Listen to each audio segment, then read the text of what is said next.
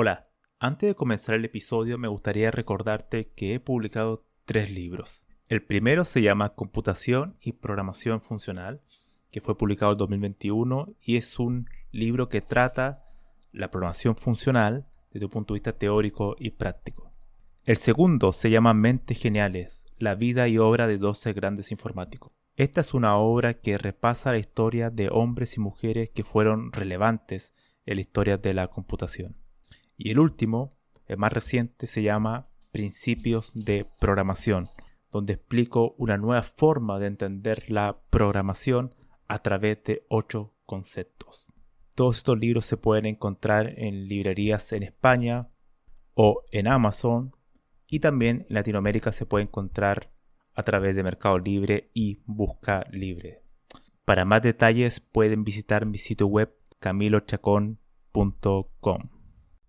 La conversación de hoy es con Raúl Castro, informático con amplia experiencia laboral en Argentina y en Alemania. Conversamos sobre diversos temas: la enseñanza de la programación, cuál es el rol de las tecnologías en el aprendizaje, qué define a un buen programador, cómo la inteligencia artificial jugará un rol en nuestra profesión, y también hablamos sobre Quora, esta red social que permite compartir conocimiento a través de preguntas y respuestas. Espero que disfruten esta conversación y no se olviden de compartir este episodio y de suscribirse a este podcast. Hola Raúl, un gusto tenerte por acá. Camilo, mucho gusto. Para mí es un privilegio poder participar de tu podcast. Y bueno, no tengo más que agradecerte la oportunidad de charlar un rato. Bueno, con Raúl ya nos conocemos hace ya unos bastantes años, porque nos conocimos a través de la red social Quora en español, para la gente que no conozca. Y bueno, ahí respondimos, se puede responder preguntas de todo tipo, pero en general, yo al menos, y bueno, y Raúl también, respondemos sobre temas de informática, de programación, de computación, ¿no? Aunque Raúl ha tocado temas mucho más amplios de los que yo he tocado, ¿no?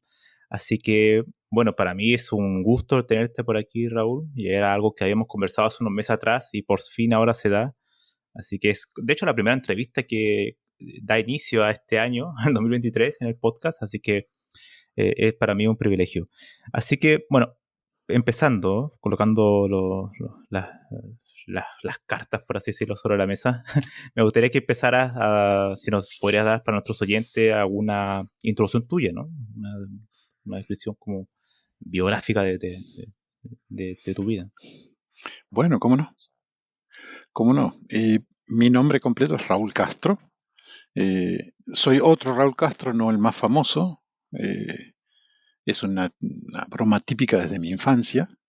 Eh, Nací en el año 1962, así que tiene que ver con esa época también.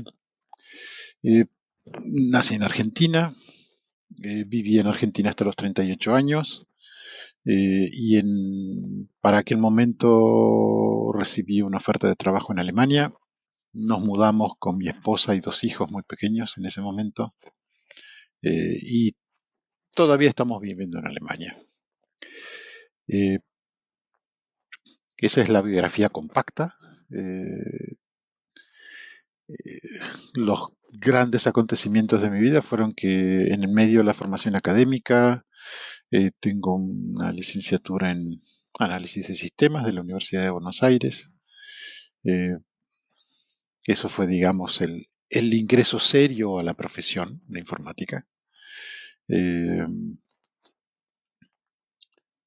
De hecho, hablando del tema de la informática, ¿cómo surge ese interés por la informática, ¿no? O sea, Bien, ¿cómo fue esa primera aproximación, ¿no? hubo dos cosas que me acercaron, digamos, más allá de que era una de esas cosas como la astronáutica, que era algo de lo que uno oía hablar todo el tiempo, pero realmente no entendía muy bien de qué se trataba, ¿no? Como niño, como adolescente. Y todavía estando en la escuela secundaria, alguien me prestó una pequeña computadora portátil, pero que se programaba en BASIC, y probé a hacer alguna cosa. Luego en el último año de la escuela secundaria, eh, primero tendría que dar un poco más de contexto. La escuela secundaria era una escuela que mantenía, equipaba y gestionaba Philips, la empresa de electrónica y electrodomésticos.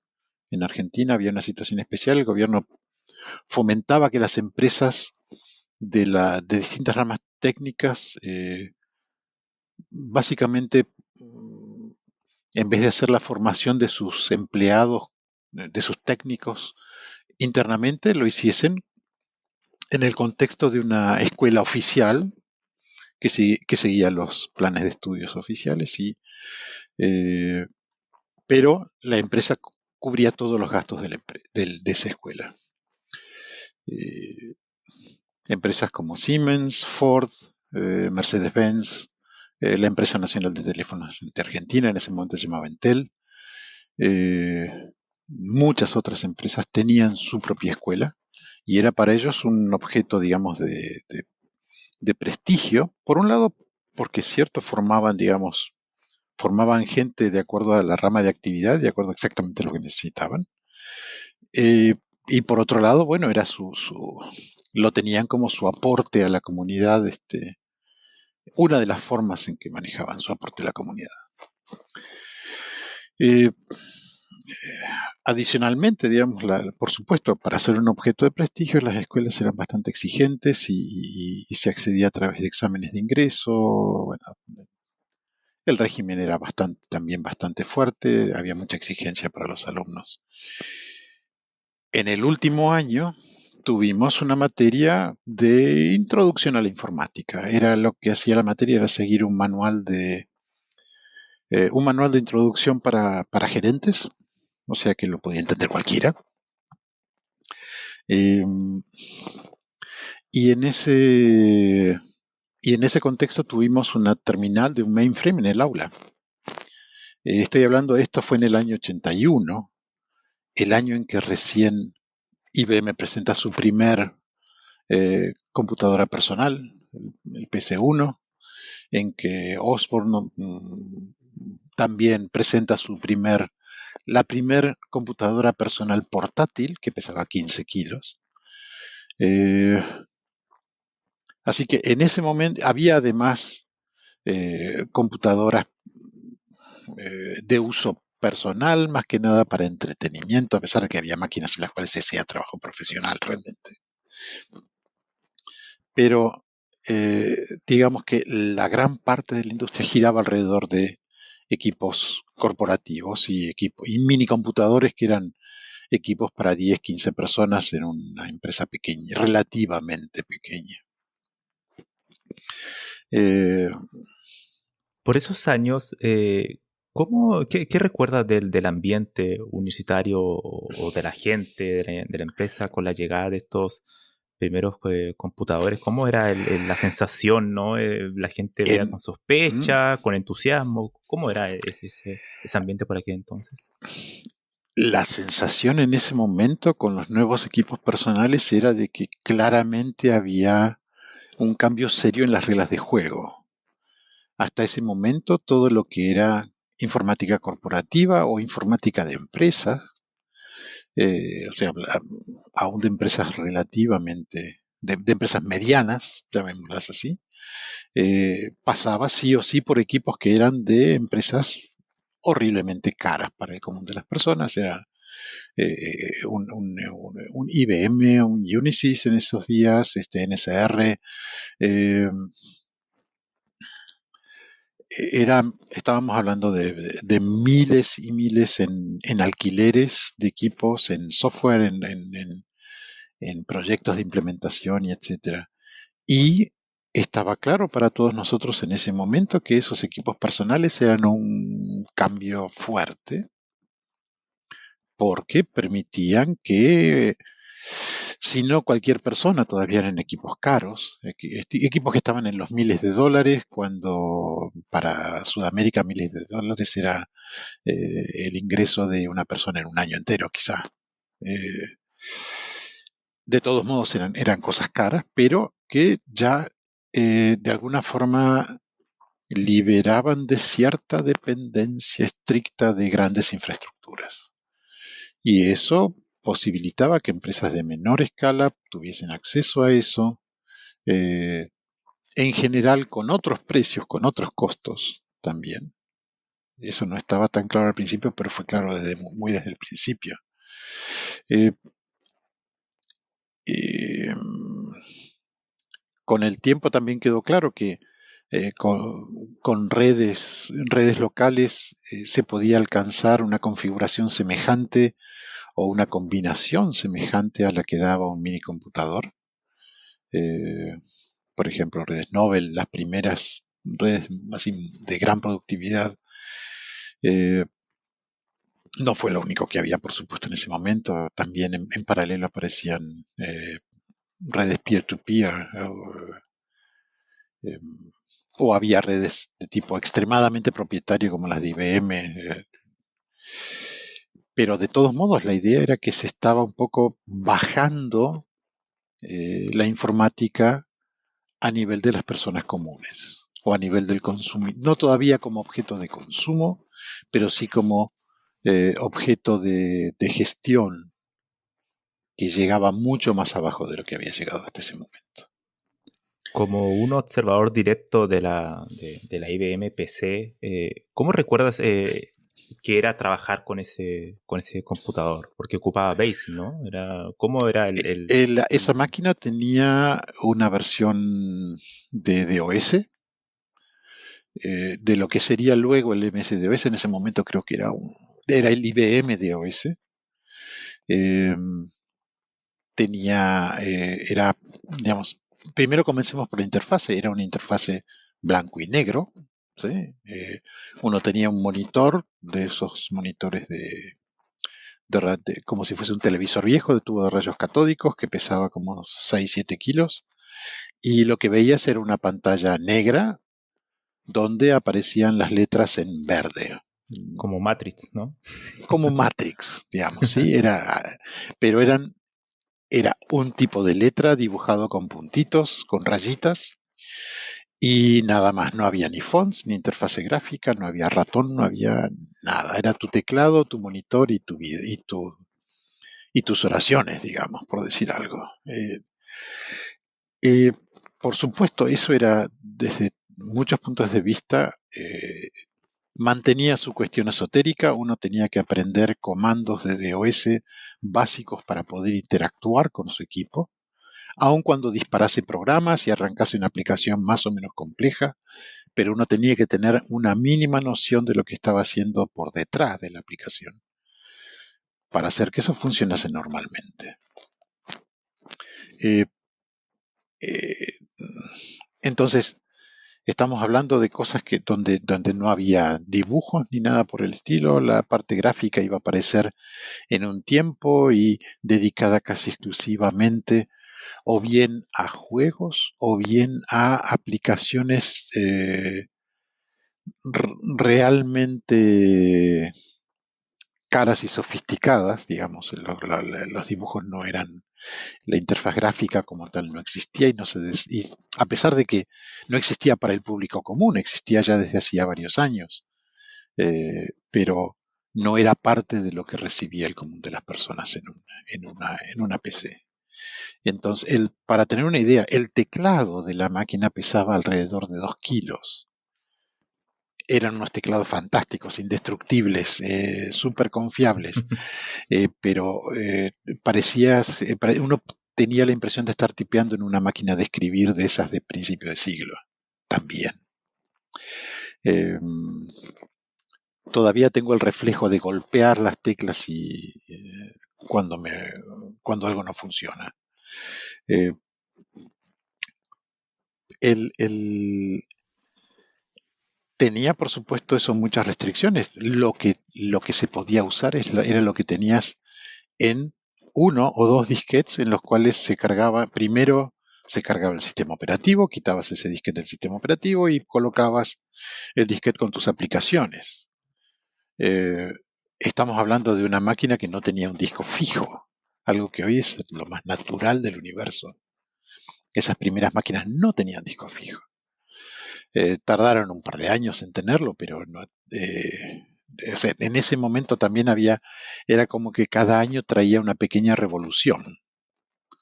Eh, Esos primeros discos fijos costaban horrores también, pero de a poco las cosas iban tomando un camino. eh, para los primeros monitores inclusive no había posibilidad de mostrar un gráfico. El hardware mismo no permitía hacer eso. Eh, con, el, eh, con las primeras evoluciones de los equipos ya no solo había hardware gráfico en la PC, sino que el monitor aceptaba ese tipo de material y luego, por supuesto, los programas detrás lo mostraban. Eh, pero sí, sobre todo hoy, digamos, eso suena a realmente la prehistoria para lo que es el uso personal de la informática. ¿Sí? Esa es la real prehistoria. Hay todavía cosas anteriores. Eh, un amigo desarrollaba sistemas administrativos en una TRS-80 de Radio Shack, que era algo muy parecido a una PC y que de hecho funcionaba en vez de con DOS con otro sistema operativo que se llamaba CPM, pero bien, lo podía hacer, funcionaba todo.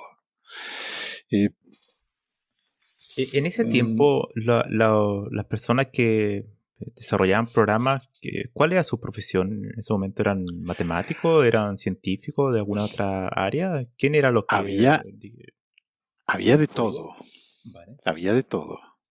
En ese sentido, digamos, pero te lo pondría así, había dos tipos de programador. Había universitarios típicamente relacionados a las ciencias o a la ingeniería, o sea, a las ciencias exactas o a la ingeniería, que habían aprendido, de que habían dado sus primeros pasos como parte de su estudio. Ese era un tipo de programador. Por supuesto, gente que había hecho su carrera de informática era parte del juego, pero eh, no había, digamos, ese era un grupo muy especial. Y el otro grupo muy especial era el de gente que había evolucionado dentro de los grandes centros de cómputos, donde había una especie de plan de carrera donde ingresabas primero como cadete, es decir, como la persona que llevaba de aquí para allá los paquetes y las cosas físicas, preparaba el café y alguna cuestión por el estilo, y que al tiempo le daban alguna responsabilidad para cargar datos en una terminal y luego de cargar datos en la terminal pasaba al paso siguiente que era verificación de los datos, el camino inmediato natural, y de allí si la persona demostraba cierta inquietud y cierta capacidad, eh, lo ponían, lo capacitaban como programador o lo capacitaban como administrador de equipos. Entonces, esas personas normalmente no tenían una formación universitaria y la formación que recibían era relativamente informal, a pesar de que, bueno, usaban los mismos manuales que todo el mundo para los lenguajes, ¿sí? O para el contexto. Y quizá la parte positiva de todo eso era que ellos desde el comienzo estaban acostumbrados al entorno en el cual que iban a usar, lo conocían de una forma pragmática y en muchos casos, digamos, cometiendo los errores de todo el mundo, pero eh, he conocido gente brillante que se formó con ese estilo. Eh, o sea, no era un impedimento, sino al contrario, creo que era una especie de filtro gigantesco, ¿sí? Del cual salía gente muy, muy buena, sin duda alguna.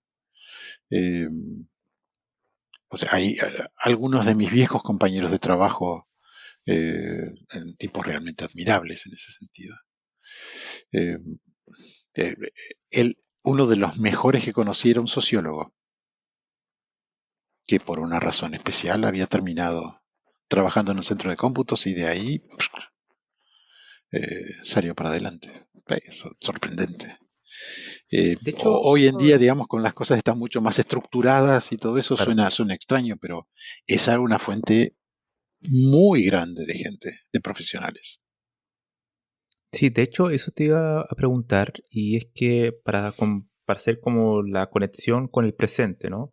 En el sentido de que en ese tiempo, bueno, aprender a programar era a través de manuales, ¿no? Era una tarea mucho más, eh, no tan fragmentaria como hoy, ¿no? Que tenemos distintas fuentes de aprendizaje, videotutoriales, libros, bootcamp, etcétera. ¿Cómo ves que eso, haciendo la comparativa con el pasado, afecta el aprendizaje de la programación, que haya tantas fuentes de información, ¿no? Comparados con antes, que simplemente había manuales y quizá alguna persona que te enseñe y no mucho más, ¿no? Por un lado, eso, digamos, el aspecto altamente positivo de eso es que lleva a una especie de, digamos, llamémoslo así, de democratización del conocimiento. Hoy claramente hay tutoriales para cualquier lenguaje que uno se le ocurra, que uno lo puede tomar de internet, sea un tutorial escrito, sea en videos o lo que fuese, para no hablar de cursos un poco más formales. Eh, es todo material muy valioso, muy valioso.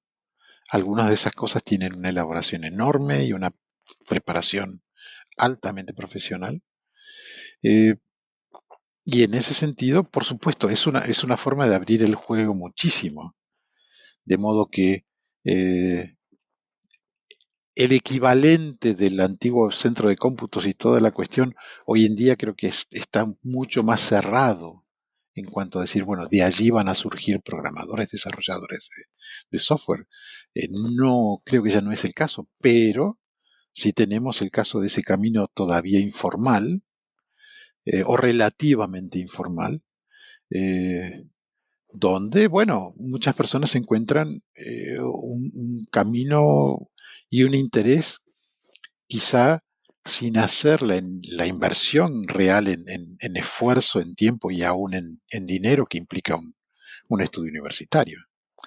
Eh, no, digamos, sobre todo en mi experiencia primera con quienes, digamos, con quienes me formé en la práctica. Mucha gente, como decía, sin estudio universitario, pero sí con una experiencia muy grande, muy larga y con mucho para decir. Eh, yo hoy diría la cuestión, el cómo creo que la evolución es positiva en ese sentido. ¿Por qué? Porque ya no hay material suficiente en Internet como para aprender mucho. Por supuesto que el aprender la sintaxis de un lenguaje, emplearlo dentro del contexto de una pequeña aplicación que yo hago como para ver cómo funciona, es siempre un ejercicio y, y hay mucho más detrás que simplemente la sintaxis. ¿Sí? Ese tipo de aprendizaje, digamos, es como que siempre tiene varios niveles y está las buenas prácticas de codificación. Ya no más luego la cuestión de la pequeña pieza de código, sino el ir más allá al cómo concebir una aplicación desde cero o desde una serie de requerimientos, el tener un enfoque sistemático sobre esos requerimientos, el comprender la infraestructura que está, el comprender explícitamente la estructura y no tomarla como una caja negra, poder entender ventajas y desventajas con fundamento, poder evaluar eh, la factibilidad de un proyecto sin que suene a algo pedante como término, sino como realmente un elemento formal y real.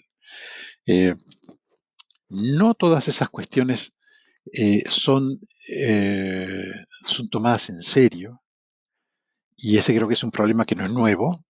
Eh, eh, ese creo que es las cuestiones que van más allá del código es donde las cuestiones se complican y se diversifican de alguna forma. ¿Sí? Pero Mm, volviendo a tu pregunta original, eh, Evidentemente, Internet, entre otras cosas, pone al alcance de mucha gente mucho material muy bueno y eso necesariamente amplía las posibilidades de formarse nuevos profesionales a partir de una formación estructurada y académica o a partir de una formación un poco más desestructurada, un poco más informal, pero no menos valiosa, cuando se toma seriamente, digamos. ¿Cómo ves el rol de la universidad hoy en día con el tema de la programación? Lo digo porque se ve mucho estos debates, ¿no? Que ya con los bootcamp o con un curso de 6 meses ya es suficiente, no es necesario ir a la universidad, todo ese tipo de lucha que hay como entre el curso online y la universidad. ¿Cómo ves el rol de la universidad en la enseñanza de la informática, ¿no? Cuando me pregunta alguien si realmente tiene sentido la universidad, mi primera pregunta inmediata es, ¿cuál es tu objetivo? Eh, ¿Quieres ser un programador?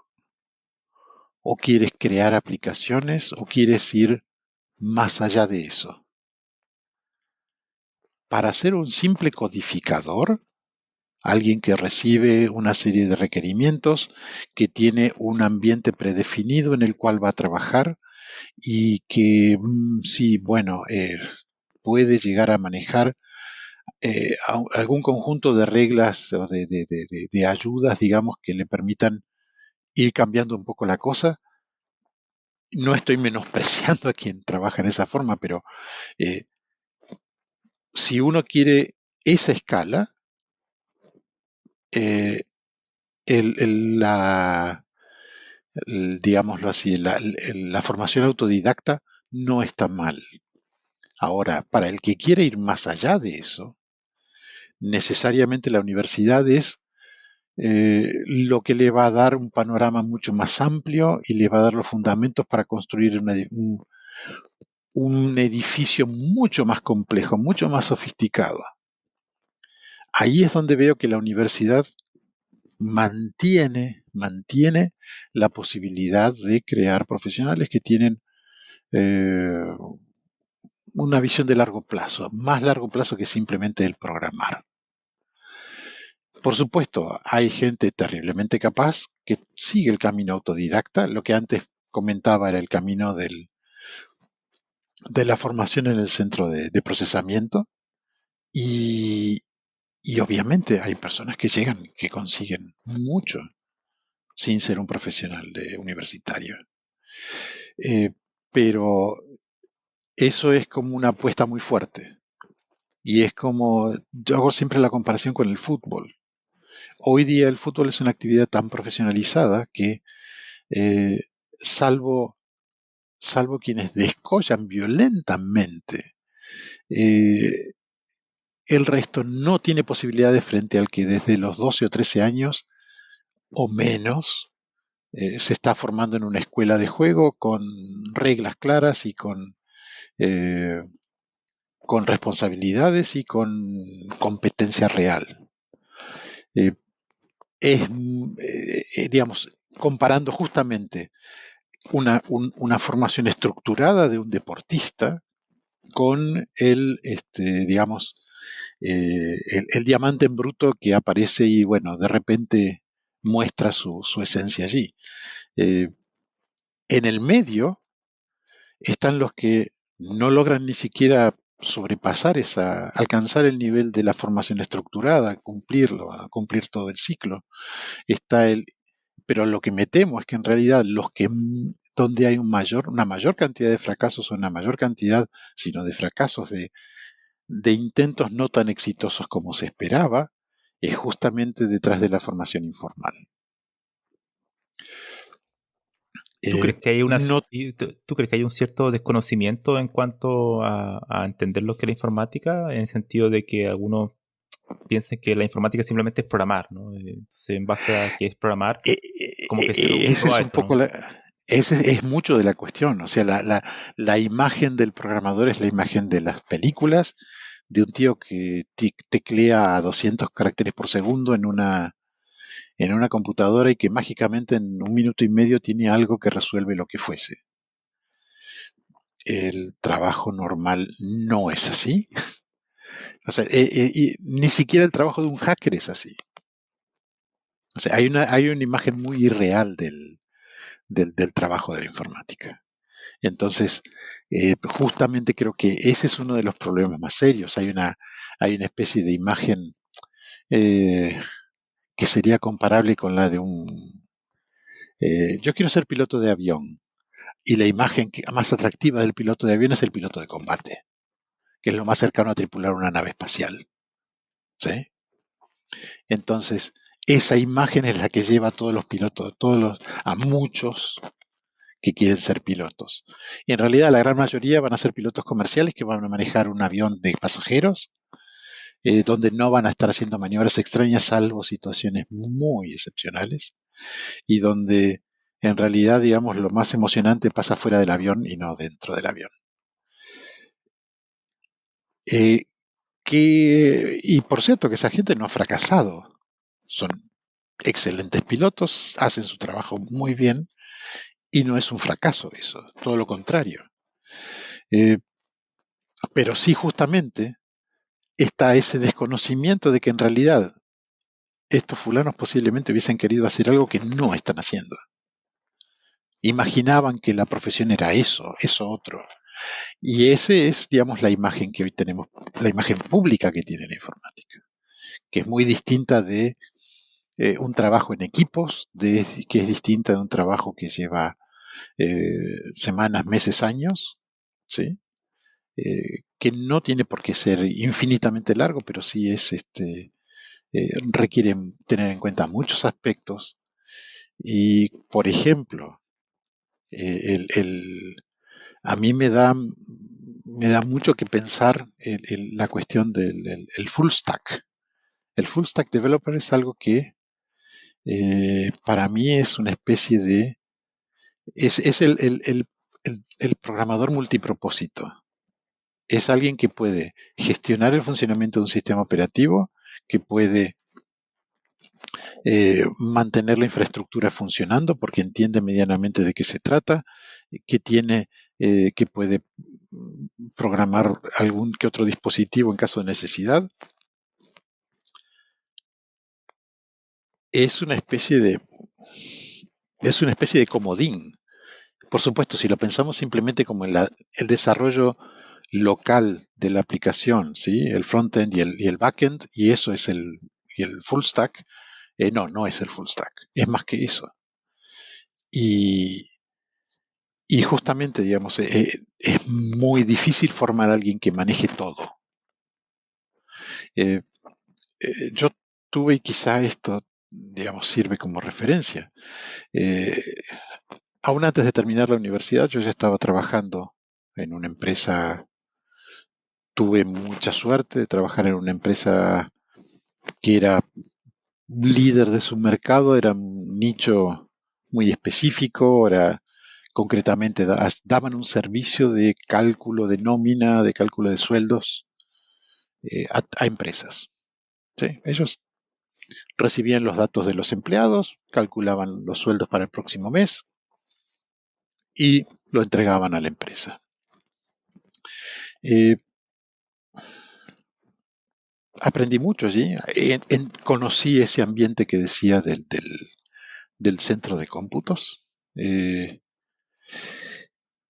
Y estaba continuamente contrastando lo que aprendía o ya había aprendido en la universidad con lo que se hacía allí. Y aprendí a ver el lado positivo y el lado negativo de todo eso. Y aprendí también a ver que había en muchos casos naturalmente soluciones de compromiso. Eh, Mi siguiente paso fue ir a una empresa que recién comenzaba cuando ni siquiera se los conocía como startups. Una empresa que formaron 3 socios y donde yo fui el primer empleado de la empresa, así que hice de todo allí, de todo, desde cargar cajas o atender el teléfono hasta hacer mis buenas líneas de código de promedio. Eh, Y en esa empresa también tuve otro aprendizaje distinto que fue yo fui sin saberlo un full stack, porque llegó a un punto en que estaba en condiciones de manejar desde de una punta a la otra todo el proceso de desarrollo, a conocer y manejar toda la infraestructura sobre la que funcionaba todo eso. Eh, y por supuesto, no fue algo que sucedió de un día para otro, no fue algo que sucedió sin entregarle tiempo al aprendizaje de eso. Como por supuesto no había demasiado tiempo para aprender ciertas cosas, fue también una cuestión de darme la cabeza contra la pared, muchas veces. Y eso es algo que también se subestima o se desconoce en toda la actividad. El hecho de que no siempre la cuestión es, me siento, escribo, funciona y nos vamos a casa. Sino que muchas veces escribo, primero, trato de entender el problema que me plantearon, escribo código que parece funcionar, no funciona, lo tengo que modificar, reverlo sobre las reglas que uno tiene para las normas de programación, hacer que todo eso cuaje. Una vez que creo que está funcionando, llevarlo a mi usuario para que lo vea y me dé su opinión, lo pruebe, lo apruebe o no, y volver a empezar. Eh, un ejemplo muy tosco quizá, pero es también justamente creo parte de eh, la subestimación que hay de todo el proceso. Entonces, eh, y todavía lo he simplificado en el sentido de que digo, bueno, es mi trabajo, yo hice todo eso. No, normalmente uno no trabaja solo, trabaja en equipos de 2, 3, 5, 10, 20 personas. Y es otra historia completamente distinta. Se agrega la dimensión de la comunicación interpersonal, ya no como somos amigos o tenemos intereses en común, sino que trabajamos juntos, tenemos un objetivo común, alguien nos reparte sus tareas o nos las repartimos nosotros y tenemos que confiar y colaborar en todos los demás, con todos los demás. Eh, Eso ¿Qué también es otro Sí. mito, digamos, que existe, que es el mito del que trabaja solo. Y en realidad no es así. De hecho, eso ahora que mencionas ese tema, Nos- en el paso en el tiempo hemos visto que, claro, la informática lo que se ha hecho, se ha especializado, ¿no? O sea, tenemos frontend, backend, full stack, pero hablar, bueno, de desarrollo de videojuegos, de personas que trabajan solamente en base de datos, etcétera. Se ha vuelto mucho más complejo y el crecimiento de herramientas se ha vuelto exponencial, ¿no? ¿Qué opinas sobre algunos desarrolladores que, más que centrarse en los problemas a resolver, solamente quieren trabajar en un cierto ecosistema, ¿no? O sea, yo solamente voy a trabajar en desarrollo de aplicaciones web, JavaScript, CSS, HTML y algún framework por ahí y no voy a salir de ahí porque es lo que me gusta, ¿no? ¿Qué opinas de esa cierta sobreespecialización quizás que hay en la actualidad en informática? Bueno, por un lado, digamos que es muy sencillo entrar en esa sobreespecialización. Eh, es en alguna medida también una necesidad que hay. Digamos, muchas veces es necesario tener a alguien que tenga un conocimiento profundo en un aspecto determinado de la cuestión.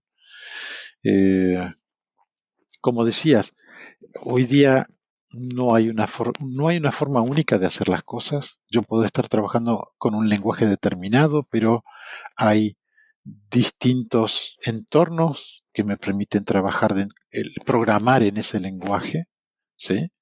Eh, hay ambientes, digamos, controlados de desarrollo de programación y tengo que conocer uno solo normalmente no es suficiente si quiero cambiar de trabajo y quiero ver otras cosas.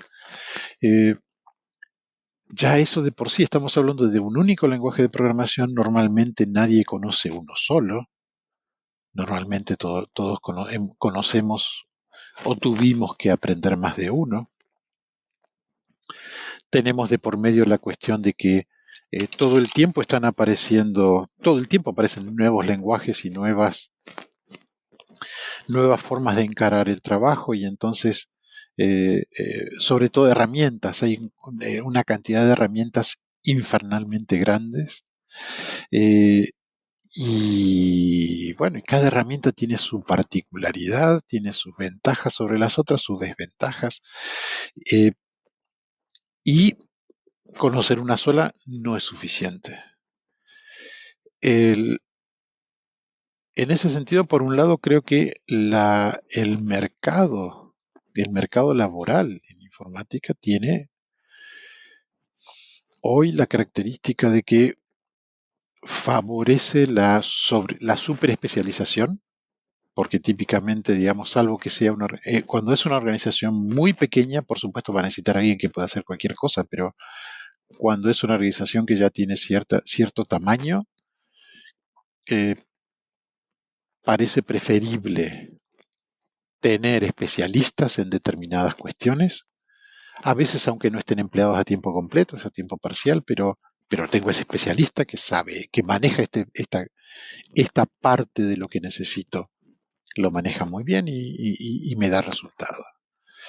Eh, Como decías, tiene que ver un poco también con cómo eh, ha crecido el tipo de herramientas, no solamente las herramientas, sino el tipo de tecnologías disponibles, desde comunicaciones personales, infraestructura de red, ya no es solamente lo que mencionaba al comienzo, esas redes locales y personales, sino que estamos hablando de Internet y de cómo tenemos eh, servicios en la nube donde tenemos desde almacenamiento en la nube,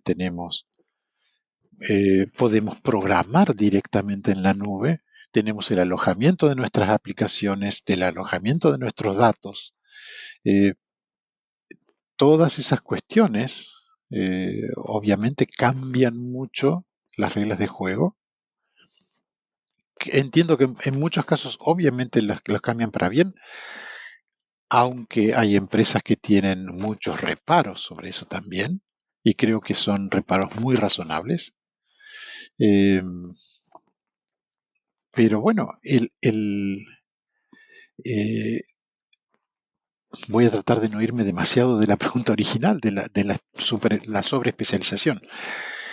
Creo que es inevitable. Hoy en día la cantidad de cuestiones que debo tener en cuenta para poder presentar un producto nuevo en el mercado, sea pequeño o sea de gran envergadura, abarcan tantas cuestiones diferentes que ya de por sí el, solamente, digamos, por así decirlo, la custodia y la operación más simple de ese producto que estoy desarrollando requiere de conocimientos bastante especializados en diversos temas. La aparición del concepto de DevOps, por otro lado, o sea, desarrollo y operaciones, tiene que ver con eso también. Digamos, es como una nueva dimensión del full stack, ¿sí?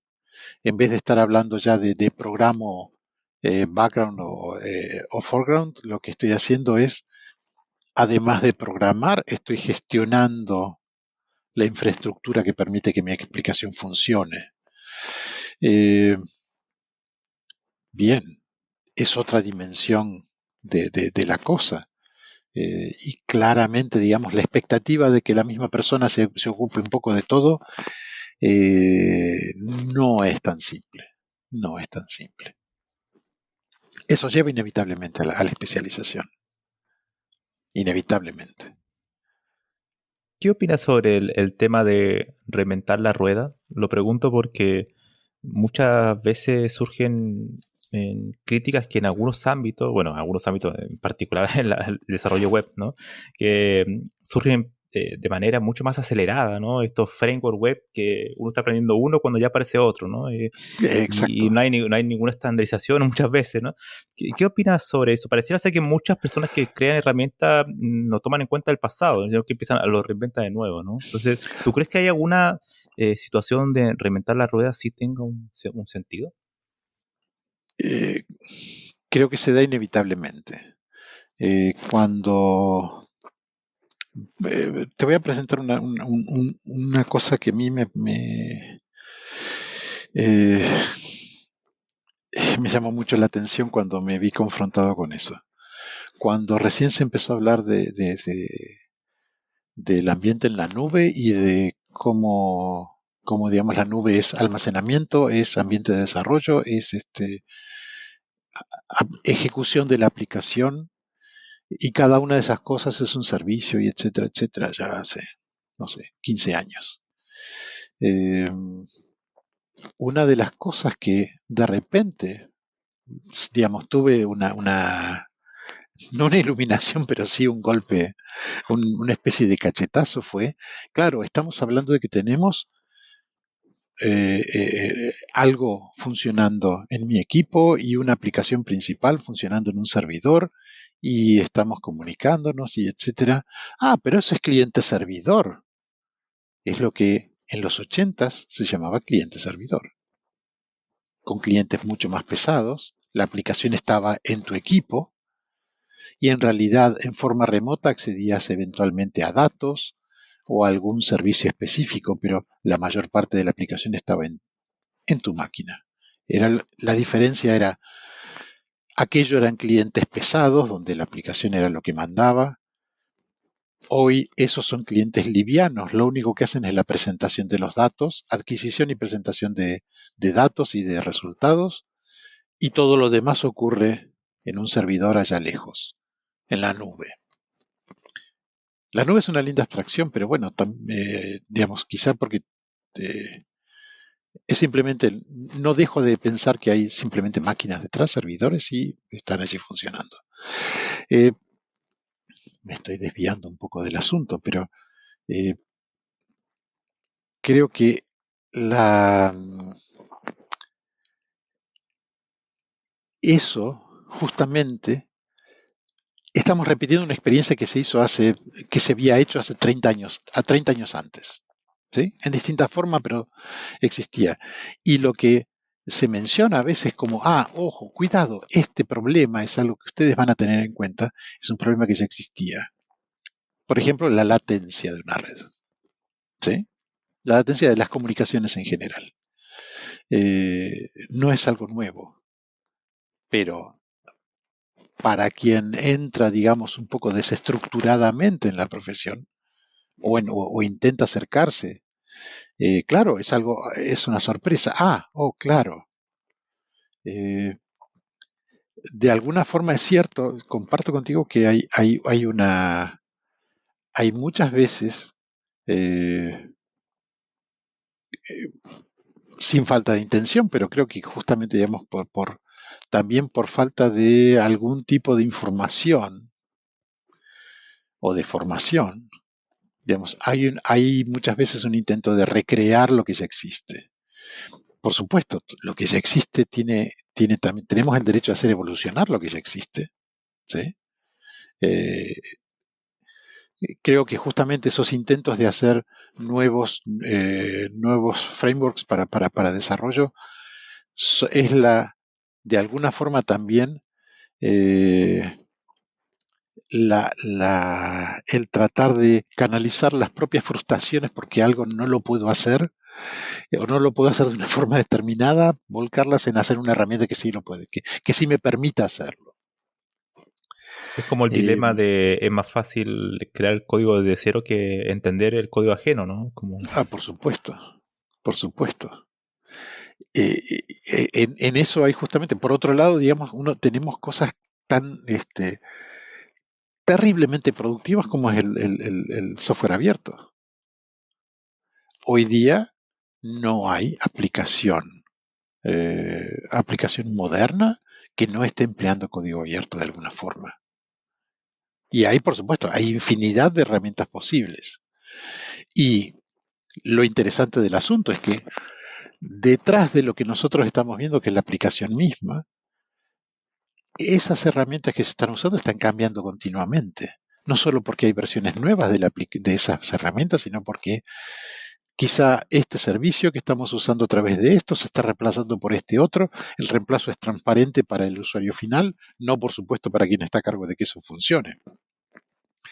Pero hay en ese sentido, digamos, tengo en ese sentido la sensación de que hay, por un lado, un esfuerzo multitudinario y terriblemente redundante, ¿sí? Terriblemente redundante. No solo a veces se reinventa la rueda, sino que se está reinventando en 20 formas diferentes.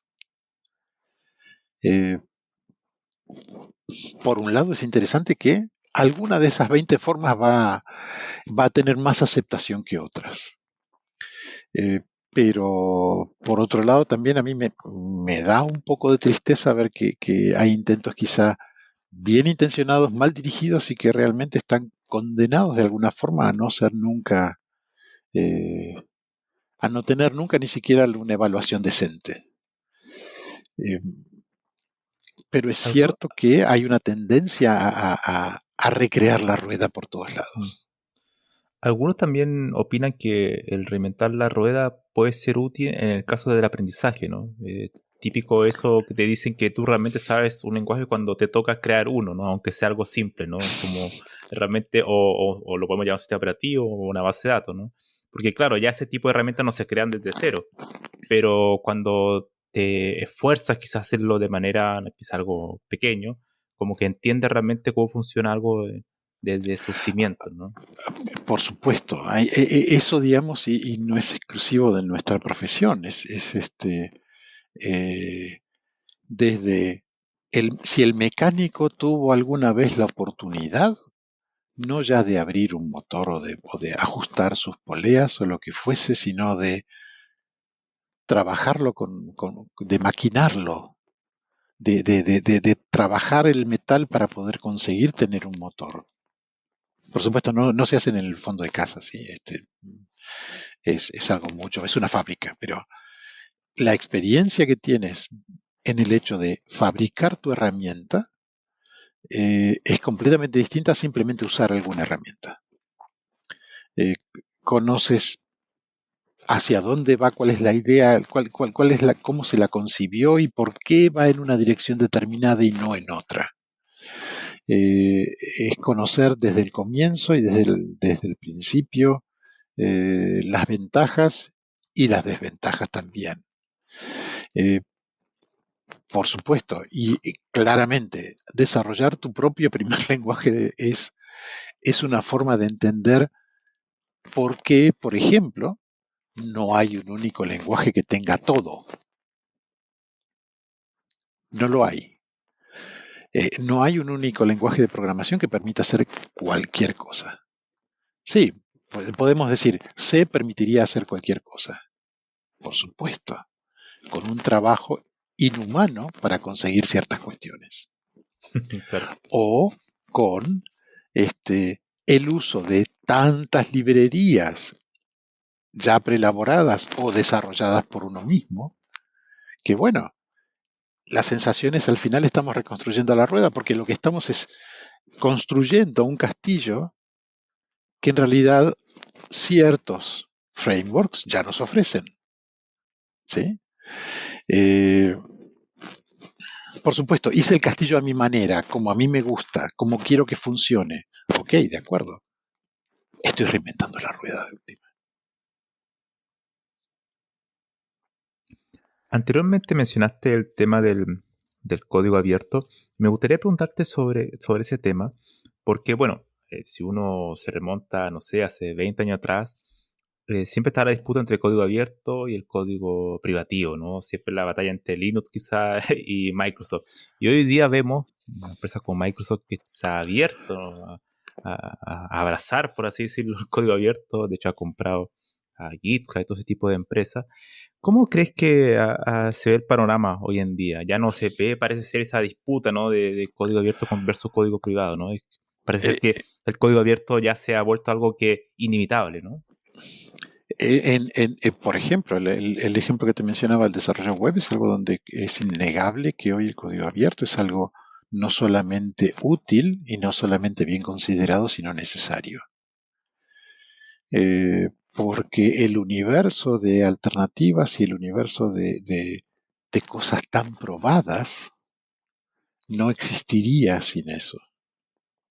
O sea, la variedad que hay hoy en el zoológico de... Pensemos nada más en la cantidad de variantes de Linux que existen. Linux es el prototipo del gran código abierto, ¿sí? Y hay docenas, sino cientos con toda seguridad, de distintas distribuciones de Linux. Cada una tiene algo muy especial. Una es tan pequeña que la puedo poner en un audífono, y otra es tan potente que me sirve para hacer funcionar los servidores más grandes concebibles. Eh, Justamente, por un lado, digamos, eh, si yo quiero pensar un paralelo entre eso y otras cuestiones, digo, bueno, el, el, el software abierto es de alguna forma un mercado donde hay, si yo lo comparase con algo de la economía, yo lo pensaría como las posibilidades que brinda una economía de mercado ideal, en el sentido de que hay información disponible sobre cada elemento, tengo la libertad de usarlo y tengo la posibilidad de crear mis propios elementos también. Eh, Creo que hoy no está en discusión ni la necesidad ni la utilidad del código abierto.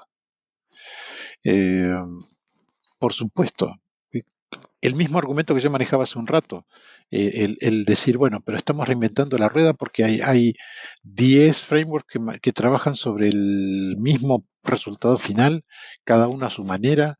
¿Cuál es el beneficio de eso? Bueno, el beneficio de eso es que todos evolucionan mirándose unos a otros y viendo cómo, eh, y viendo ventajas y desventajas en una forma mucho menos, en algunos casos, competitiva, compartiendo cuestiones, compartiendo componentes. Eh, Creo que hay en ese sentido la posibilidad de que ciertas cosas evolucionen de una forma mucho más cercana a lo que sucede en la naturaleza, si se quiere, sin caer por eso en la cuestión de la supervivencia del más apto. Sino, no, o sea, no es un darwinismo esto, sino que es la diferencia es que hay colaboración e intercambio, ¿sí? No estoy hablando de darwinismo puro, sino todo lo contrario. Hay una cultura de que mis cosas están disponibles para los otros. Y eso cambia muchos enfoques en toda la industria. El hecho mismo, como decías, Microsoft adoptó el software libre de alguna forma, ha liberado parte de su código en distintas cuestiones. Eh, Empresas enormes no dudan en emplear software abierto, software libre. No lo dudan. Eh, pero con los ojos cerrados se hace. Eso claramente plantea una situación donde sí, el código abierto quizá no es necesariamente el productor de grandes fortunas, en algunos casos creo que lo es, sobre todo en el caso de quienes han no necesariamente desarrollado, sino de los que están proveyendo soporte sobre ese software. ¿Sí? Uno de los una actividad muy importante a nivel corporativo es justamente el soporte del soporte de Linux, que o bien lo compraste a Red Hat y te da soporte, o bien estás usando otras variantes que no tienen un soporte. Quien lo desarrolló no da el soporte, sino que lo da alguien que decidió hacer el soporte de dos o tres, este, de varias distribuciones distintas. Eh, hay, o sea, creo que hoy la dicotomía entre el software libre sí o software libre no está saldada, digamos. Hay una coexistencia y un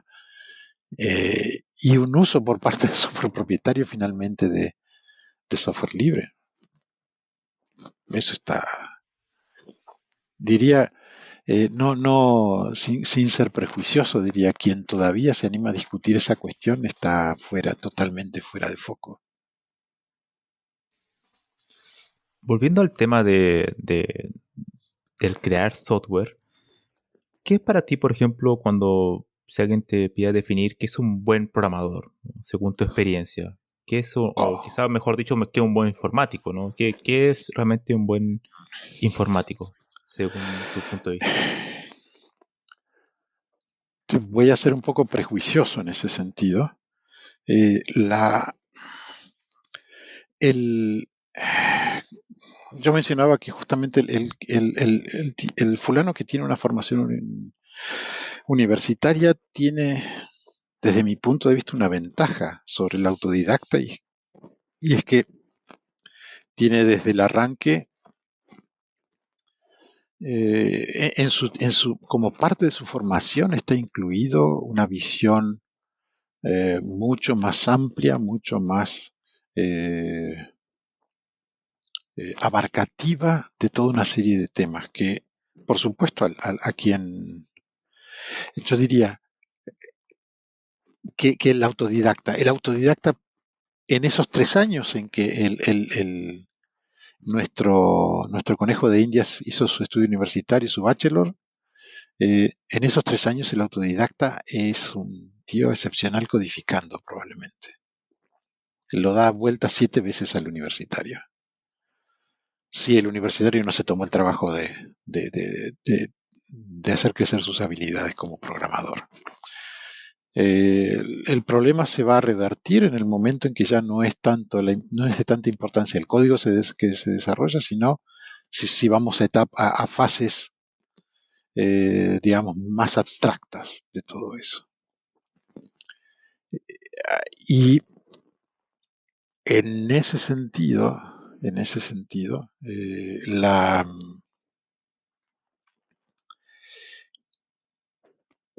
el, el que tuvo esa formación universitaria tiene todas las bases para crecer.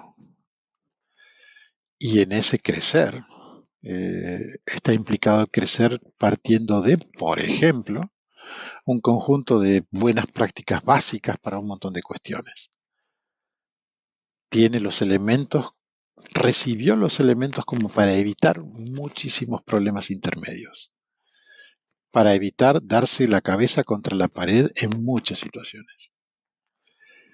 Por otro lado, hay algo que no es insignificante, que es el fulano que estuvo 3 años entregando sus fines de semana para completar cosas y quizá estudiando y trabajando al mismo tiempo, eh, es alguien que tiene claro que tiene un objetivo y que va a cumplir ese objetivo. Y no solamente lo tiene claro, sino que lo hace. Hoy día en el reclutamiento, el que haya un título universitario de por medio no es una garantía de trabajo, pero es algo que da claro, que muestra a las claras que la persona es capaz de tener un objetivo a largo plazo y cumplirlo. No es algo menor eso. Y creo que me perdí. ¿Qué opinas sobre, de hecho, claro, hemos hablado sobre el tema de habilidades, por así decirlo, formativa, de cimiento, incluso podríamos decir teórico y práctica, pero ¿qué opinas sobre que la capacidad de hoy en día casi indispensable de relacionarse con otro, ¿no? Con ya no tan solo con el computador, sino que con el humano, ¿no? ¿Qué opinas Bueno, sobre, porque claro, todavía existe el mito y muchas veces justificado empíricamente del informático que es mucho, mucho más retraído, que le cuesta comunicarse, lo que se llama hoy en día la habilidad blanda, ¿no? ¿Qué opinas sobre claro. esa cuestión? Hoy día es algo indispensable. Eh, el, eh, Te queda claro que no me cuesta hablar, que en el momento que me largue a hablar no me cuesta parar mucho, me cuesta mucho parar. Eh, yo he sido un adolescente horriblemente tímido y esa cuestión la tuve que trabajar mucho, pero entendí justamente, digamos, en distintos momentos entre mi adolescencia y la primera juventud, digamos, la obvia necesidad de comunicarse y no solamente de expresarse, sino de, de oír a los otros y de entenderlos, eh, esas dos cosas son básicas hoy para poder desarrollar una carrera profesional.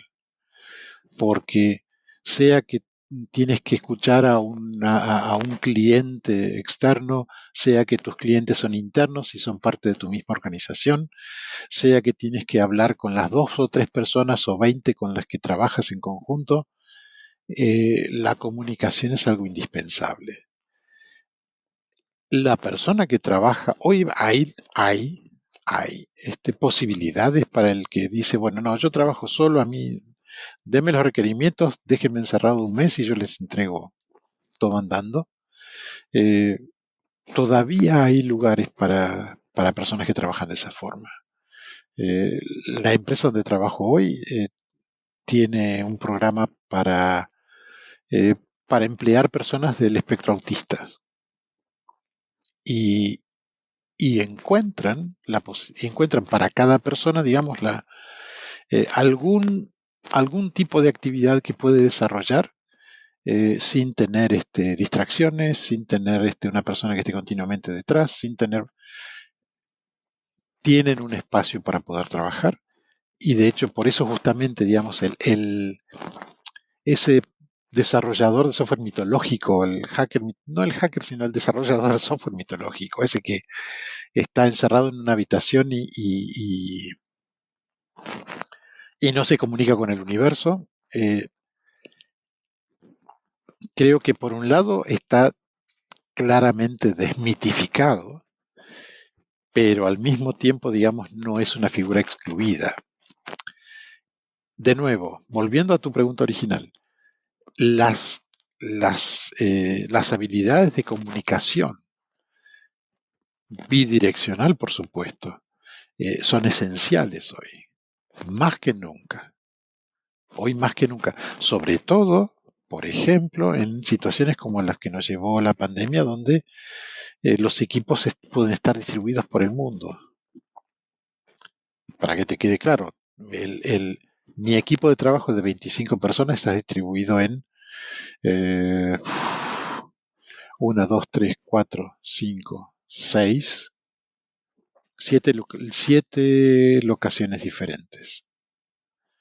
Trabajamos en conjunto y trabajamos para una organización mayor que tiene 1.400 personas trabajando en 12 locaciones diferentes. Y funciona. Eh, pero hay de por medio una cantidad de comunicación muy importante, tanto para requerir como para entregar información, como para a 1.000 millones, digamos, a muy distintos niveles.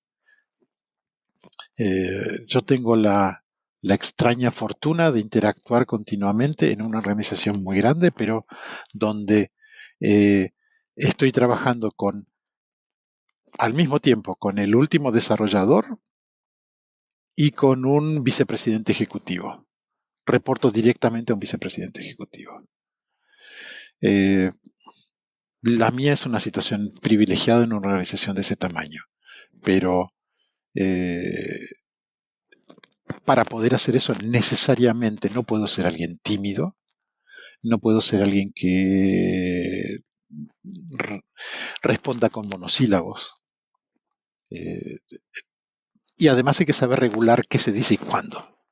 También eso es importante. No es solamente hablar mucho, sino hablar lo suficiente y lo necesario en cada caso, en cada momento. De manera Es, asertiva, ¿no? exacto, exacto. De hecho, ahora que mencionas el tema del trabajo remoto, me gustaría preguntarte sobre cómo ves el futuro, ¿no? Ya de por sí lo informático, a diferencia de otras profesiones, tenemos más oportunidad de conocer las ventajas del trabajo remoto, ¿no? Pero hay todavía algunas personas que dicen que, claro, el trabajo 100% remoto también exige tener mayor disciplina, ¿no? O sea, porque una persona tiene que estar ahí constantemente, pendiente. ¿Qué opinas sobre esa ruta que tomarán probablemente algunas empresas en el futuro, o ya están tomando, de ir 100% remoto, o tú crees que En cambio, van a tomar un camino híbrido, ¿no? Algo como un intermedio. Eh, yo diría que sobre todo entre la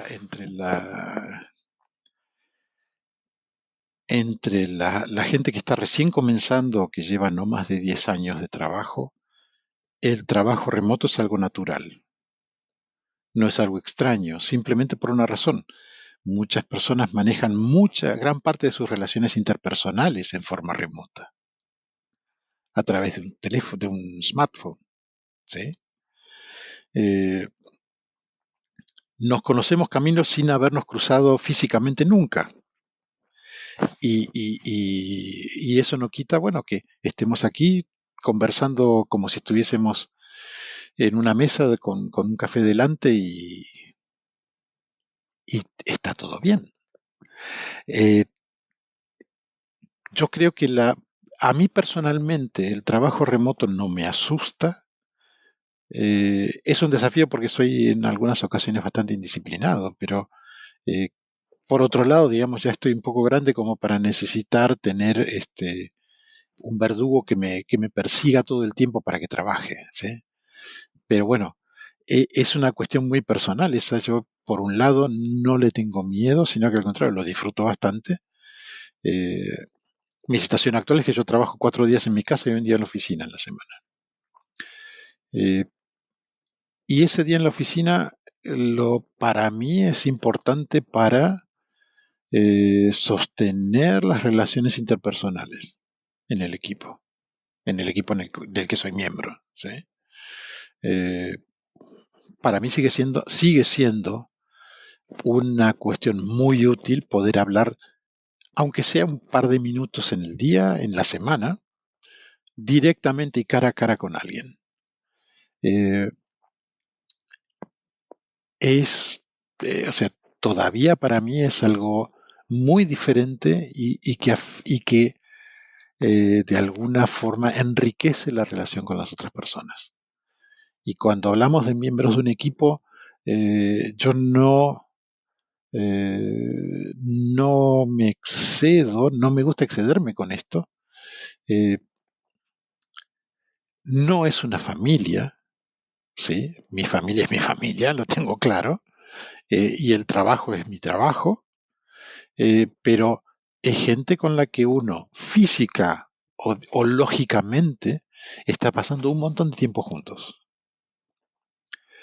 Y si, digamos, por supuesto que yo no voy a tener la misma relación que tengo con mi familia, ni desde el punto de vista afectivo, ni desde el punto de vista de, eh, de ciertos intereses o de ciertas satisfacciones, pero claramente, digamos, ese mínimo resto de relación física, en el sentido de sentarte a un pocos metros de la otra persona, levantarte y hablarle un minuto, creo que todavía es una diferencia importante, por lo menos para mí.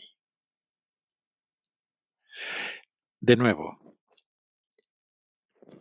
eso lo hago un día por semana. Los otros 4 trabajo desde mi casa y tengo mi auricular y mi micrófono funcionando a tiempo completo. Sí. Y funciona, para mí funciona.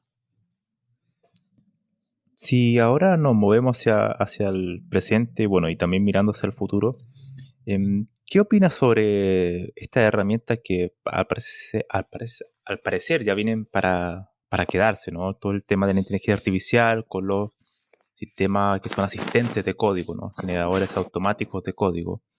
De hecho, no tan solo para generar código, también he visto algunas herramientas que incluso permiten reparar algún código, encontrar errores y hacer algún tipo de parche, ¿no? Añadirlo, ¿no? ¿Qué opinas sobre todo este boom que está de la inteligencia artificial y cómo ves el rol de la programación? ¿Cómo crees que va a afectar la actividad misma de esta herramienta? Eh, Como toda herramienta, digamos, en principio, digamos que este tipo de tecnología es una tecnología altamente compleja. Altamente compleja no solamente por una complejidad técnica, sino también, y creo que ahí es donde está lo más importante, eh, eh, requiere de una formación de la misma forma en que requiere de una formación un buen desarrollador. No es suficiente con un par de reglas de código y un par de normas que digan hay que hacer esto, esto y esto. El secreto de la inteligencia artificial, de las inteligencias artificiales que tenemos hoy en día funcionando, es que simplemente para que sean efectivas están alimentadas con millones de ejemplos. ¿Sí? Sin esos millones de ejemplos son inefectivas. Hace poco, digamos, veía un video de un profesor universitario, un profesor de física, que eh, puso a prueba ChatGPT. Eh, Le hizo 4 preguntas, 2 preguntas de nivel de escuela secundaria, 2 preguntas de nivel de nivel universitario. Y bueno, claramente, digamos, eh, las descripciones y las justificaciones que daban, no, mientras que todo era gramaticalmente correcto y con un estilo muy bueno de escritura, incluso escribió la aplicación una porción de código. El código era formalmente muy bueno, y estamos hablando de una aplicación que es una aplicación no dedicada, sino de un formato medio universal. ¿Sí? Eh, Mientras que el código era muy bueno, el análisis de los requerimientos era malo. En el caso este tenía problemas con conceptos de física. A pesar de que había encontrado las definiciones correctas, las había empleado mal. Eh, Eso nos da la idea de que todavía hay un camino largo por recorrer. ¿Cuál va a ser el efecto a futuro? Bueno, el efecto a futuro es que, por un lado, la, la, la validez del codificador puro se va a devaluar mucho. El código se puede generar automáticamente. Si no el código perfecto, un código muy aproximado al código final. Entonces, lo que vale allí es el trabajo sistemático en la comprensión de los requerimientos, en ver qué tanto eso está, digamos, en realidad el desarrollador futuro lo que va a tener que hacer es ser más un testeador altamente sofisticado que quizá un codificador puro. Eh, es lo que a primera vista se me ocurre y veo eh, como un cambio, digamos, en la lógica de toda la cuestión. Hoy el testeador sigue un guión, ¿sí? Va a haber necesidad de que el testeador sea alguien que conozca o sea capaz de interpretar las reglas de negocios de modo que sea al mismo tiempo capaz de determinar si la aplicación que está tal como está cumple con esos requisitos y modificarla eventualmente para hacerla que funcione correctamente. Eh, por supuesto, los nuevos resultados van a realimentar esa inteligencia artificial que esté generando código y la va a hacer a partir de ese aprendizaje todavía mucho más ajustada. Eh, ¿Qué opinas sobre el Creo tema que de que se da también en otras áreas como, por ejemplo, las inteligencias artificiales que generan eh, cuestiones creativas como cuadros, ese tipo de cosas? También mucha gente ha puesto la alerta que, claro, esta inteligencia artificial usan código de diferentes personas y simplemente lo añaden a su base de datos. Eh, ¿Qué opinas sobre quizá el tema más legal, por así decirlo, ¿no? ¿Tú crees que eso es adecuado, no es adecuado? ¿Cómo se alimentan esta inteligencia artificial? ahí hay varias cosas. Una es, eh, por supuesto, eh, en esos casos también, en las cuestiones artísticas, las inteligencias artificiales están de nuevo alimentadas con millones de ejemplos. ¿Sí? Para decirlo muy toscamente, Tienes un cuadro y en ese cuadro, en una foto, ¿sí? Están etiquetados una serie de características de esa figura. Están etiquetados desde los colores hasta la imagen que está representando, si hay edificios, ropa de por medio, el estilo. No es que simplemente se les entregó dibujos y está todo hecho. Hay un trabajo enorme de inteligencia humana detrás para poder alimentar adecuadamente esas IAs. Entonces, las cuestiones típicamente legales que aparecen detrás es, por un lado, ¿puedo yo producir una imagen de un cuadro que parece pintado por un pintor determinado? Bueno, poder puedo.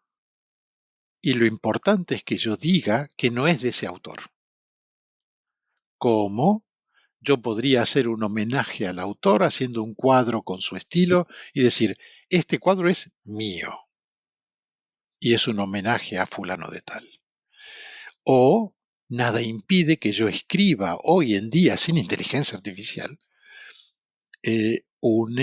una novela al estilo de García Márquez o de Vargas Llosa, que todavía está vivo.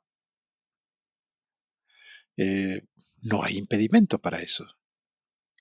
Por supuesto, la tengo que firmar yo y debo evitar a toda costa decir esto es una obra de Vargas Llosa, porque no es así. En tanto esas normas se cumplan, creo que no hay impedimento artístico o legal para no hacerlo.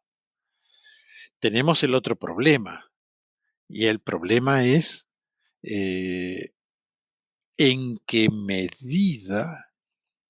El problema es cuando no estamos haciendo simplemente una cuestión de estilo, sino una cuestión de rehusar demasiado explícitamente cosas preexistentes. Allí, por supuesto, como siempre, hay un punto en el que deberíamos tener la autorización de quien tiene la propiedad intelectual de ese objeto. El caso típico es el de la música. Si incluyo en una obra musical mía más de X compases de una obra preexistente, puedo, puedo verme en la obligación de pagar derechos de autor por eso.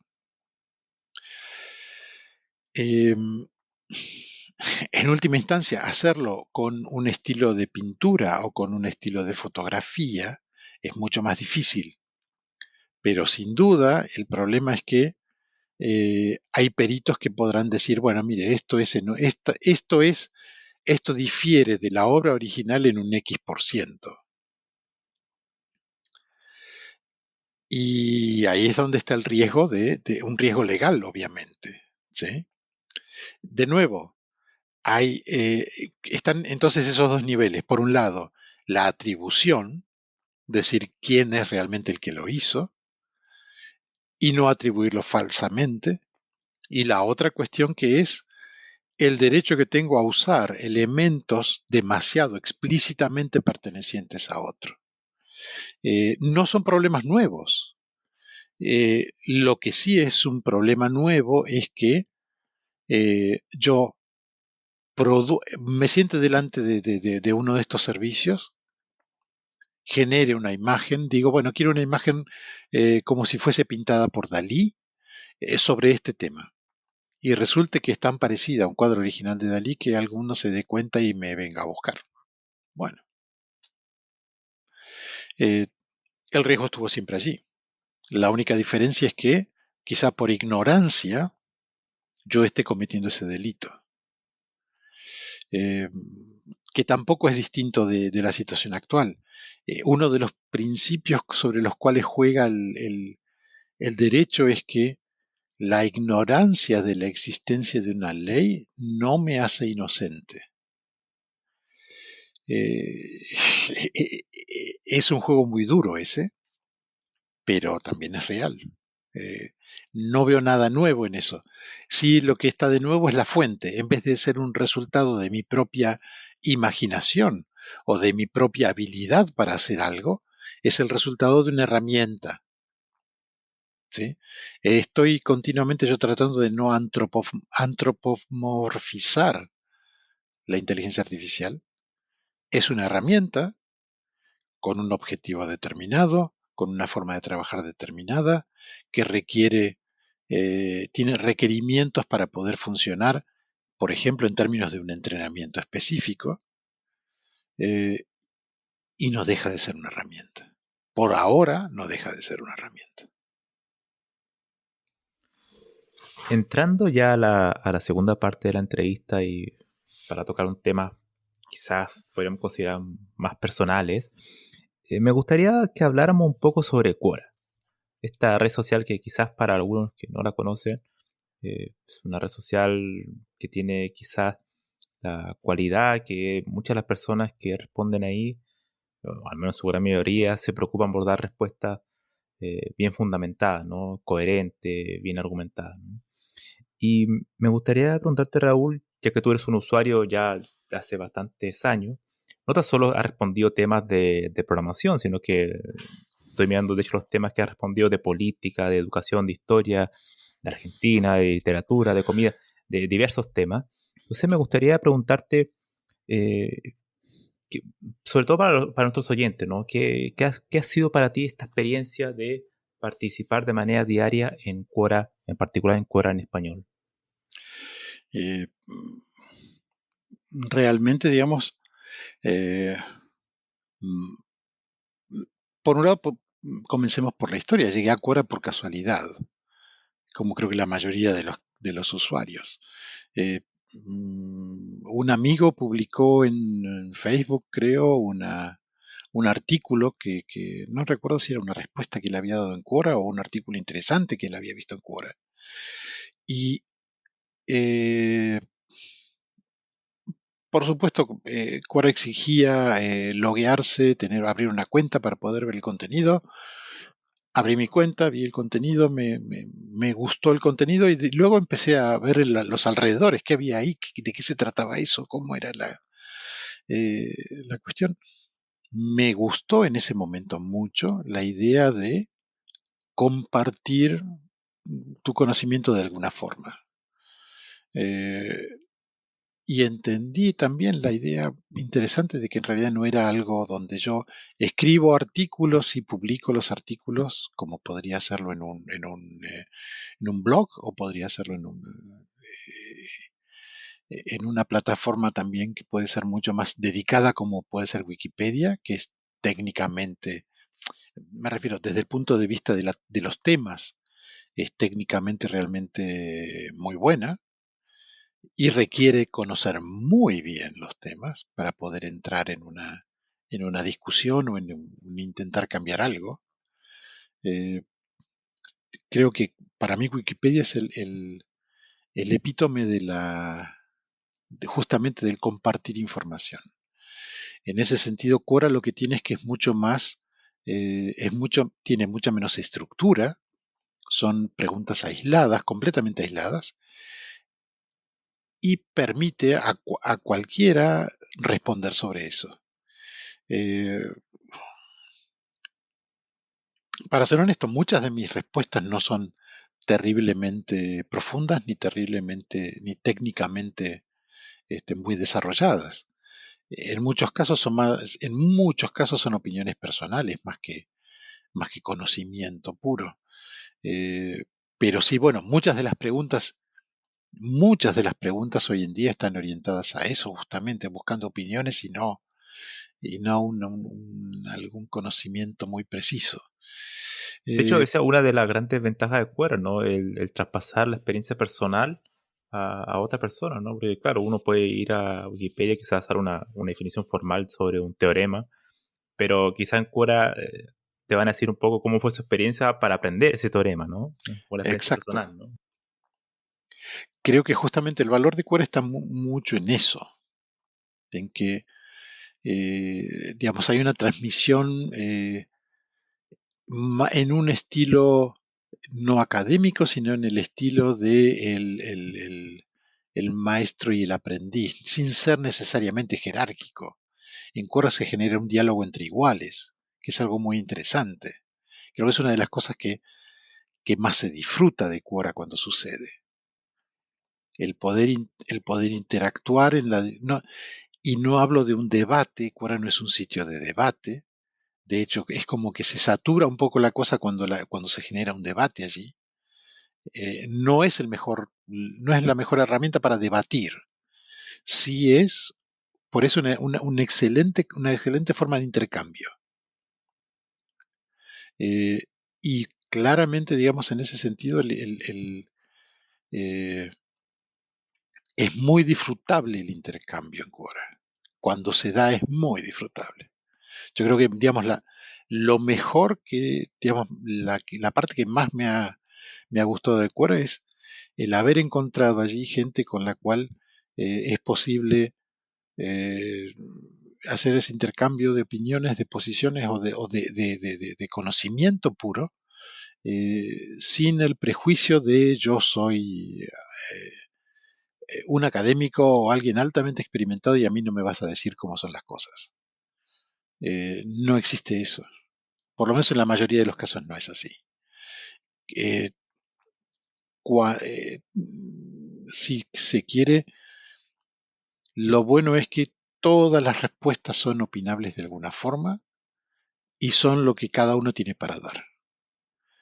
Eh, Interesantemente, en muchos casos hay gente con la que tengo muy buena llegada y en la que intercambiamos mucho en respuestas y comentarios, sin ser diálogos larguísimos, pero quizá es una conversación que se continúa a través de otra pregunta u otra respuesta. Eh, es, eh, es una experiencia muy interesante en ese sentido. Tiene y ha tenido, y yo soy uno de los que más protesta probablemente, sus defectos, sus limitaciones. Ha cambiado la forma y las reglas en Quora han cambiado continuamente siempre. Y hay agregados, cosas que se han quitado, cosas que se han permitido, cosas que se han promocionado y que han desaparecido. Pero sin duda, para mí es una experiencia muy rica y justamente creo que parte de la riqueza de esa experiencia es la que la hace eh, casi adictiva, realmente, realmente. De hecho, lo que te iba a preguntar era un poco eso, ¿no? Hemos visto, yo también he estado presente, pero tú has sido mucho más activo. El tema de que, claro, hay muchos grandes escritores que han dejado la plataforma en los últimos años por estar en desacuerdo con diversas políticas, ¿no? De Quora. ¿Cómo ves Quora ahora proyectándolo hacia el futuro? ¿Cómo ves que está yendo el camino? Mm, por un lado, creo que mm, creo que de alguna forma Quora está encontrando ya los límites dentro de los cuales se puede mover de alguna forma. Eh,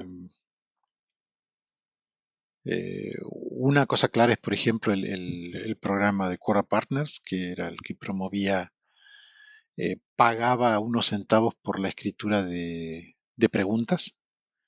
Eh, Tuvo ese programa un abuso muy serio de simplemente escribir preguntas con templates, haciendo listas de cosas y simplemente preguntando por listas de cosas o preguntas totalmente absurdas y eso, por supuesto, con el tiempo cansa y es agotador porque nada más que el tiempo que uno emplea en leer la primera pregunta, la segunda, la tercera y darse cuenta de que el mismo autor está repitiendo cosas continuamente, eh, es un poco frustrante, porque bueno, te lleva tu tiempo que querrías, querrías aprovecharlo dentro de Quora en otras cuestiones. Eh, Creo que Quora está como encontrando el límite a lo que puede hacer. Eh, tuvo una expansión muy grande en términos de usuarios, en términos de los idiomas que cubre. Sí, no sé ahora cuántos son, pero no sé si eran algo de 20, 30 idiomas distintos. Eh, Creo que de alguna forma va a empezar a reducirse, o por lo menos eh, a cristalizarse un poco en el sentido de cómo funciona. Por supuesto, siempre se puede hacer alguna iniciativa nueva o reintentar usar algo que ya se había usado antes, pero de alguna forma la impresión que tengo es que últimamente la estructura y la forma se han estabilizado mucho. Eh, Realmente no tengo muy en claro cómo viene a futuro. Sí, realmente tiene un horizonte de largo plazo relevante. Está claro que en las versiones en inglés y en alemán ya hay publicidad desde hace rato. Y calculo que en otros casos también, sobre todo probablemente francés. Eh, Eso hace que, digamos, tengan un cierto ingreso de alguna forma y que permita funcionar no necesariamente a través de inversores externos. ¿En qué medida eso está realmente funcionando? Es lo que define el futuro de la plataforma. Si eso está funcionando bien, habrá dinero para invertir en hacer cosas nuevas. Si eso está funcionando con limitaciones, eh, quizá no haya ese dinero y, como decía un poco, se estabilice demasiado, quizá. Eh, Creo que eh, de alguna forma también en este momento hay menos usuarios haciendo preguntas triviales, que era un problema en un momento crítico, era. Eh, y creo que eso un poco también está definiendo cómo va a seguir la cosa. Como que se está sentando un poco la cuestión de qué tipo de preguntas tienen algún sentido o no dentro de Quora. Eh, Te diría, como conclusión, no soy muy optimista en el largo plazo. No soy muy optimista en el largo plazo. Dudo mucho que Quora sea en el tiempo lo que hoy es Wikipedia como algo eh, que todos sabemos que está allí y es una fuente a la que todos recurrimos. Eh, no sé, no sé, eso es algo que todavía, a pesar de que ya Quora ya lleva más de 10 años funcionando, Mm. ¿sí? No es poco tiempo, pero creo que para para hacer algo, eh, eh, una, una, para hacer una red social de estos días, 10 años es muchísimo, muchísimo. Eh, y si es por eso, uno debería pensar que, bueno, ya está establecido, ya está allí, no va a desaparecer. Tengo mis dudas, pero eso no deja, digamos, creo que también la otra cuestión es, aprendí alguna vez a no mezclar ciertas cuestiones. Y en ese sentido, digamos, eh, soy un usuario intenso de Quora, sí, no lo discuto, pero también no, no idealizo Quora como algo que es el jardín de mi casa, digamos, donde eh, está para que lo disfrute y trabajo para poder disfrutar y pongo mi tiempo personal también para disfrutarlo, eh, pero no, de alguna forma, no me caso con Quora, si quiere, ¿sí? Eh, Más allá de que, de nuevo, estoy allí, quizá más tiempo del que debería, y disfruto de ese tiempo, pero un poco desde lejos, un poco desde lejos. El tiempo en esa entrevista ha pasado volando. Ya estamos casi en 1 hora 40 minutos. Wow.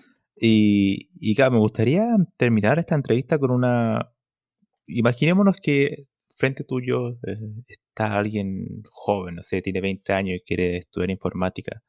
Y ya después de tantos años de experiencia, Raúl, ¿qué le aconsejarías a esa persona que está entusiasta, ¿no? En esta época de la inteligencia artificial y quiere meterse en el mundo de la informática? ¿Qué consejos les podrías dar para que inicie su carrera? La primera cosa es que tiene que estar dispuesto a aprender hasta el último día hasta su último día como profesional. Nuestra profesión es el cambio continuo. Vivimos de eso y a la vez eso es lo que nos empuja. Vivimos de que los requerimientos del mundo son cambiantes y a la vez la tecnología en la cual, todo el conjunto de tecnologías en la cual se basa nuestro trabajo es algo que cambia continuamente.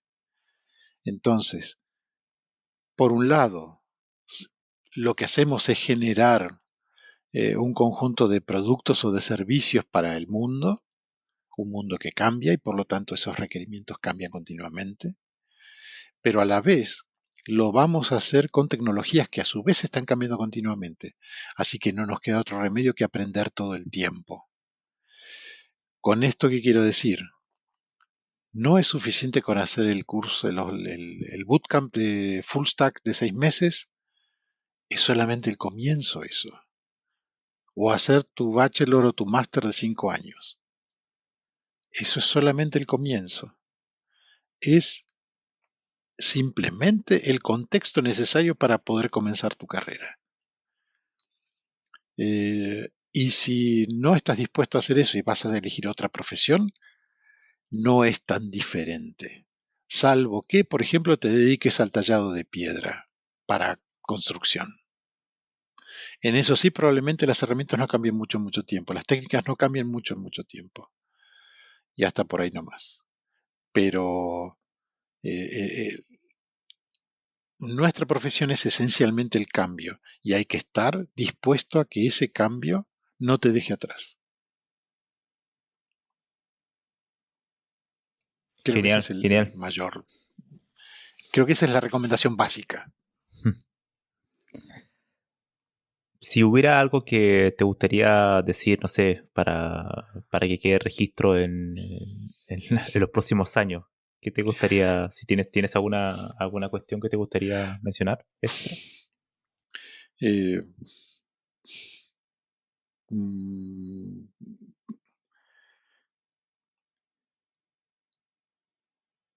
Creo que no soy tan importante como para que algo quede registrado, ¿sí? No me delego para tanto. Pero sí te agradezco muchísimo el haberme convocado, el haber tenido la paciencia de aguantarme estas casi 2 horas. Y, y, y bueno, y me alegra el saber que vamos a seguir en contacto. No lo descarto, sino que lo descuento. Eh, y de nuevo, creo que ha sido una experiencia muy interesante. Eh, Tus preguntas son, digamos, tus preguntas han sido muy interesantes y han sido un ejercicio para mí muy, muy bueno. Muy bueno. Y te No, agradezco genial. esa Para mí oportunidad. también ha sido algo sumamente grato. Aparte, creo que es una entrevista que ha pasado el tiempo volando y eso es genial. Y además, claro, es la primera entrevista del año, así que yo estoy muy feliz que hayas aceptado venir aquí a conversar. Y estoy seguro que nuestros oyentes van a estar totalmente felices en escuchar esta entrevista. Así que, bueno, así que muchísimas gracias, Raúl, por venir aquí. Te estoy completamente agradecido y te deseo lo mejor no solo para este año, sino para todos los que vienen. ¿Mm? Un abrazo Igualmente. grande, Camilo. Muchísimas gracias. Igualmente. Bueno, y así que así despedimos este episodio, este excelente episodio que pasó volando el tiempo. Espero que disfruten esta entrevista y nos vemos en el siguiente episodio.